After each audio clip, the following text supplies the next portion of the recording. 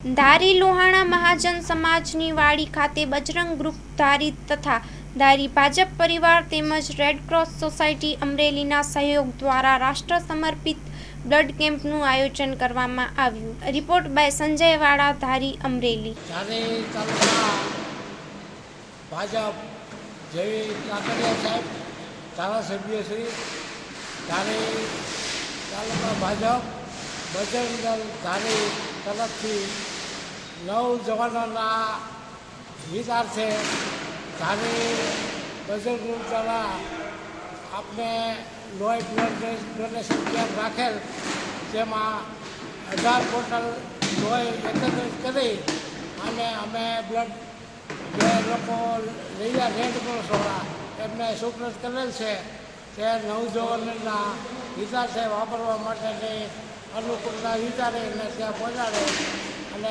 સર્વદાતા લોહીના બધાનો ખૂબ ખૂબ આભાર।